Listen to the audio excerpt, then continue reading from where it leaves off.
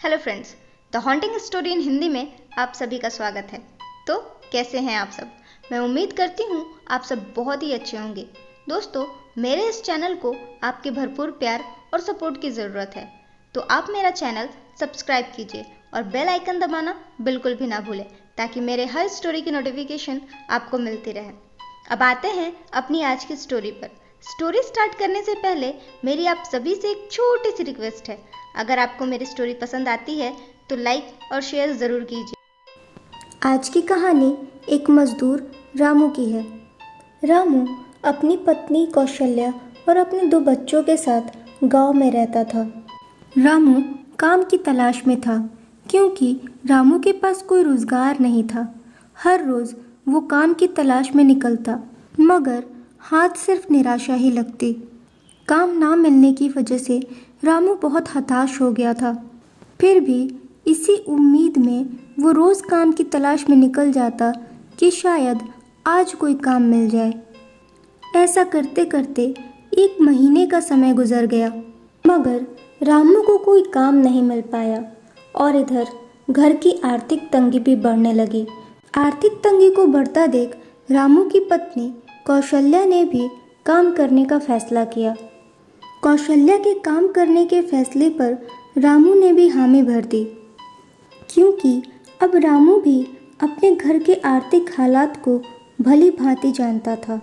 रामू की पत्नी कौशल्या भी काम की तलाश में निकल गई। कौशल्या दूसरों के घरों में झाड़ू बर्तन का काम ढूंढने लगी, मगर कौशल्या के हाथ भी निराशा ही लगी।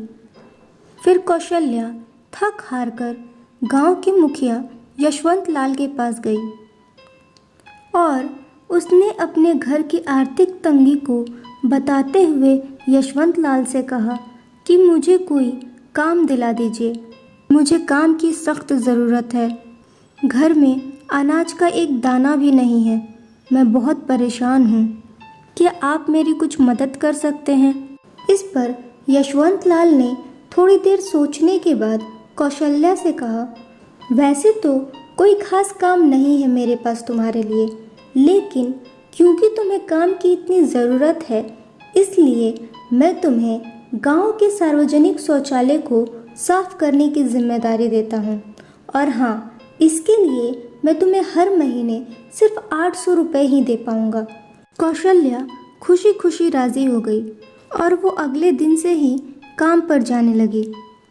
और इधर रामू को अभी तक कोई काम मिल नहीं पाया था, पर रामू हर दिन काम की तलाश में निकलता ताकि उसको कोई काम मिल जाए। कोशिश करते करते आखिरकार एक दिन रामू को कामयाबी मिल ही गई और उसको एक कुआं खोदने का काम मिला। काम मिलने के अगले दिन से ही रामू सुबह सुबह काम पर निकल गया।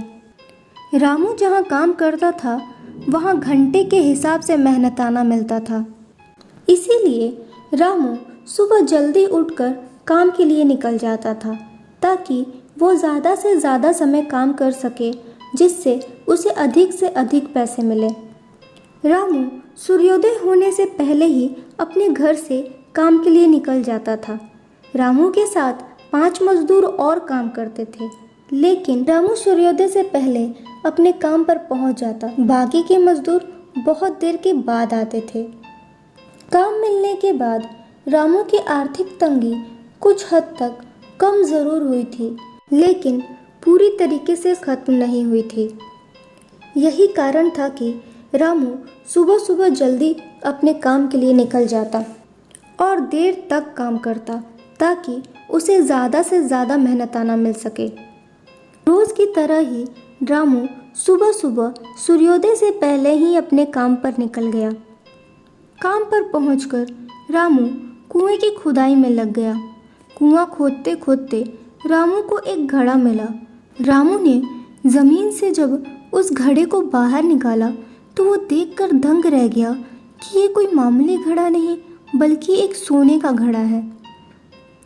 रामू ने जब थोड़ी और खुदाई की तो उसे सोने के वैसे 4 घड़े मिले। उन चारों घड़े में सोने के सिक्के और बिस्किट्स भरे हुए थे। ये देखकर रामू थोड़ा घबरा गया और रामू ने सोचा जब ज़मीन का मालिक आएगा तो ये घड़े वो उसके हवाले कर देगा। मगर थोड़ी देर बाद सोचने के बाद रामू ने तय किया कि क्यों ना ये सारे घड़े मैं अपने घर ले जाऊं, जिससे मेरी गरीबी दूर हो जाएगी। यही सोचकर रामू उन सारे घड़ों को अपने घर ले आया और उसने अपनी पत्नी को दिखाया। इतना सोना देखकर रामू की पत्नी कौशल्या को भी लालच आ गया और उसने रामू से कहा, अच्छा हुआ आपने इसे उस ज़मीन के मालिक को नहीं दिया और आप इसे घर ले आए। इस घड़े के सोने से हम अपनी गरीबी दूर करेंगे। हमें अब मजदूरी करने की ज़रूरत नहीं पड़ेगी। यही सोचकर दोनों ने सोने से भरे उस घड़ों को अपने पास रख लिया और घड़े के सोने को बेचकर रातों रात अमीर बन गए। रामू का यूँ रातों रात अमीर बनना गांव के लिए एक चर्चा का विषय हो गया। जिसको देखो वो रामू के यूँ अचानक अमीर बनने पर ही चर्चा कर रहा होता। रामू के अमीर बनने की घटना न सिर्फ रामू के गांव बल्कि रामू के आसपास के गांव में भी आग की तरह फैल गई। सभी लोग यही कहते, कल तक जो अनाज के एक दाने के लिए भी मोहताज था, आज वो इतना अमीर कैसे हो गया। खैर, बीतते समय के साथ रामू उन घड़े के सोने को बेचकर और अमीर हो गया और बड़े ऐशो आराम से ज़िंदगी जीने लगा। मगर ये ऐशो आराम, ये खुशियाँ कुछ समय की ही मेहमान थी, क्योंकि जैसे जैसे समय बीतता जा रहा था वैसे वैसे रामू की तबीयत दिन प्रतिदिन खराब होती जा रही थी। रामू ने अपना इलाज बड़े शहरों के डॉक्टरों से कराया, मगर उसकी तबीयत में कोई सुधार नहीं आया। यहाँ तक कि कोई भी डॉक्टर रामू की बीमारी का पता नहीं लगा पाया। फिर थक हार कर रामू की पत्नी कौशल्या ने झाड़ फूक का भी सहारा लिया, मगर फिर भी रामू की तबीयत में कुछ खास सुधार नहीं हुआ। तब रामू का एक दोस्त केशव एक पंडित को लेकर रामू के घर आया। उस पंडित ने रामू और उसके घर को बहुत ध्यान से देखा। सब कुछ देखने के बाद उस पंडित ने रामू से पूछा कि तुम्हारे पास अचानक इतना धन कहाँ से आया और तुम कैसे अचानक इतने अमीर हो गए।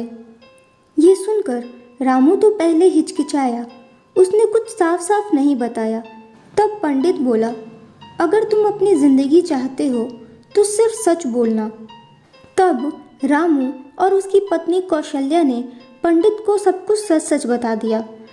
उन्होंने पंडित को बताया कि कैसे वो गड़े हुए सोने से भरे घड़े को पाकर रातों रात अमीर बन गए। तब पंडित ने रामू को बताया कि जिस गड़े हुए घड़े को तुम अपने घर लेकर आए हो, उन घड़ों में सिर्फ सोना ही नहीं बल्कि किसी की आत्मा भी दफन थी, जिसे निकालकर तुम अपने घर ले आए। अब वो आत्मा तुम्हें अपने साथ ले जाना चाहती है। तुम्हारे शरीर और तुम्हारे घर पर उसने पूरी तरीके से कब्जा कर लिया है। तुमने उसके धन से जो कुछ भी खाया, जो कुछ भी कमाया, जो कुछ भी रखा, उन सभी चीज़ों पर उस आत्मा का कब्जा है और अब तुम्हारी मृत्यु तय है। तुम्हें कोई नहीं बचा सकता। ये सब कुछ जानकर रामू और उसकी पत्नी कौशल्या बहुत दुखी और निराश हो गए। उन्हें अपनी गलती पर बहुत अफसोस हो रहा था। रामू ने कौशल्या से कहा, अगर हम लोग लालच में नहीं आते और वो सोने से भरे घड़े को उसी ज़मीन के मालिक को सौंप देते तो आज ये सब कुछ नहीं होता। मगर अब इस अफसोस और पछतावे का कोई फ़ायदा नहीं था, क्योंकि अब बहुत देर हो चुकी थी। कुछ महीने बाद ही रामू की मृत्यु हो गई। रामू की मृत्यु के कुछ समय बाद ही कौशल्या की भी मृत्यु हो गई। ये सब कुछ देखकर गांव वालों ने रामू और कौशल्या के दोनों बच्चे मनोज और रेखा से कहा कि तुम दोनों इस घर और इस गांव को छोड़ दो। हो सकता है ऐसा करने से तुम दोनों की जान बच जाए। दोनों ने ऐसा ही किया। दोनों ने गांव छोड़ दिया। वो किसी और गांव में जाकर बस गए। लेकिन मृत्यु गांव, शहर या कोई जगह देखकर नहीं आती। उसे जहां पहुंचना होता है वो वहां पहुंच ही जाती है। और उसने रेखा और मनोज का पता ढूंढ ही लिया और कुछ समय बाद ही मनोज और रेखा की भी मृत्यु हो गई। रामू के पूरे परिवार की मृत्यु ने उस गांव में दहशत का माहौल पैदा कर दिया था। गांव के लोगों को अब बहुत अच्छे से समझ आ गया था कि लालच बुरी बला। ये थी आज की स्टोरी। आपको आज की स्टोरी कैसी लगी आप मुझे कमेंट्स में ज़रूर बताइएगा। फ्रेंड्स, अगर आपके पास भी कोई ऐसी इंटरेस्टिंग स्टोरी या फिर कोई ऐसा एक्सपीरियंस रहा है तो आप मुझे अपनी स्टोरी हमारे मेल आईडी पे भेज सकते हैं, जिसका लिंक डिस्क्रिप्शन में है। जो भी स्टोरी हमें अच्छी लगेगी उसे हम अपने व्यूअर्स को ज़रूर सुनाएंगे। अब मैं मिलूंगी आपसे अगली स्टोरी में। तब तक के लिए अपना ख्याल रखें और कोविड से बचने के लिए ज़्यादा से ज़्यादा समय अपने घर में ही रहें। Thank you.